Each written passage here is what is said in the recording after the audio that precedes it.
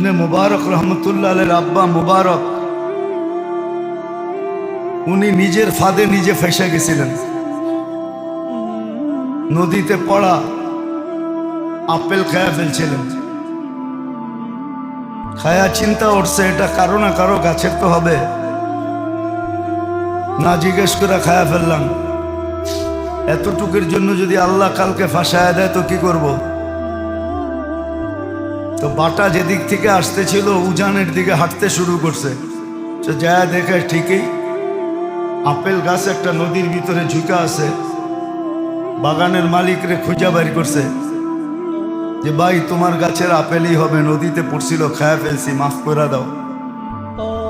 ওই বেটা ভাবছে মুরগা তো পাইছি, তোরে ছাড়ি তো ছাড়ি কি করা। বলছে এত তাড়াতাড়ি মাফ করা যাবে না, বাগানে মালিগিরি করতে পারলে মাফ করবো না, এলে করবো না। বলছে ঠিক আছে করব, মাফ দরকার। দুনিয়ায় মালিগিরি সহ্য হবে, আখেরাতের আযাব সহ্য হবে না। একটু ভালো মতে বোঝেন। কিছুদিন পরে দেখে মালিক খুব চিন্তিত। একদিন সাহস করে জিজ্ঞাসা করছে, মালিক এত চিন্তিত কেন? যখনই দেখি এত বড় বাগানের মালিক, টাকা পয়সার তো অভাব দেখি না আপনার, আপনি এত চিন্তায় থাকেন কেন? তো বলছে বেটা তোর কাছে বইলা কি লাভ হবে? বলছে বইলা দেখেন না। বলছে আল্লাহ একটা মেয়ে দিছে, বয়স হয়ে গেছে, প্রস্তাব তো বহুত জায়গার থেকে আসে, রাজা বাদশার ঘরের থেকেও আসে, কিন্তু কোথায় যে বিয়ে দিব সিদ্ধান্ত করতে পারতেছি না।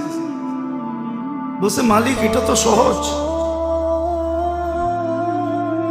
যদি খ্রিস্টানের তরিকায় বিয়ে দিতে চান তাহলে রূপ দেখা দিয়ে দেন, আর যদি ইহুদিদের তরিকায় বিয়ে দিতে চান তাহলে মাল দেখা দিয়ে দেন, আর যদি মুহাম্মদুর রাসূলুল্লাহ সাল্লাল্লাহু আলাইহি ওয়াসাল্লামের তরিকায় বিয়ে দিতে চান তো দিনদার দেখা দিয়ে দেন।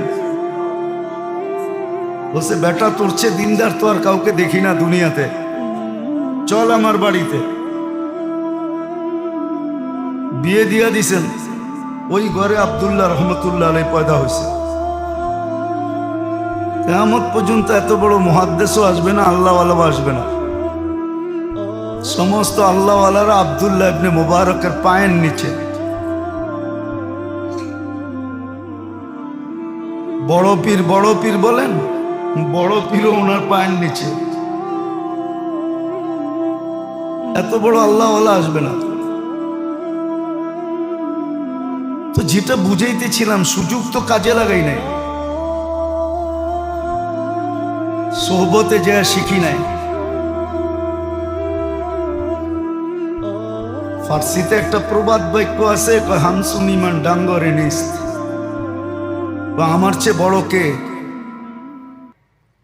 চিটাঙ্গের একটা প্রবাদ বাক্য আছে, চিটাঙ্গে আছে এখানে, আরত হারত নানারত,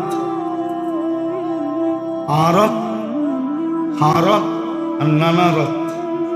যা আছে আমগো বাড়ি আর আমার নানার বাড়ি আর আমার শ্বশুর বাড়ি, আর কোথাও নেই।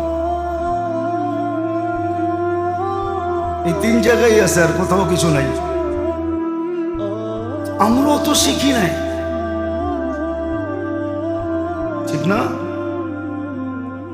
দেখবেন সেলসম্যানের সাথে যে হাসিগুলা দেয়, ওটি যদি বাড়িতে দিত স্বামীর লোকে তো কোনোদিন ঝগড়া হতো না। দেখবেন অনুষ্ঠানে যেভাবে সাজা যায়, এই সাজাটা যদি বাড়িতে স্বামীর সাথে সাজতো, স্বামীর জন্য সাজতো, স্বামীর কাছে সাজতো, তাহলে মনে হয় জীবনে ঝগড়া হতো না। সব সাজগোজ অন্যকে দেখানোর জন্য। স্বামীরে কি দেখাইবো? বড় বড় চোখ, আমাবস্যা রাতের মতো চেহারা, এটা স্বামীকে দেখাইব। আর অন্যে গেলে একবারে হাসি দিয়ে কথা বলবে। আমাদের উপরে রাগ হয়ে যায় না, রোগ দেখাইতেছি আর কি, ক্রিটিসাইজ করতেছি না। এটা হলো এই জন্য যে সুযোগগুলা কাজে না লাগানোর জন্য, দুশ্মনকে না চিনার জন্য। আমি চিনি না, তো দুই একটা দেখাইলাম, আরো অনেক দেখা যায়।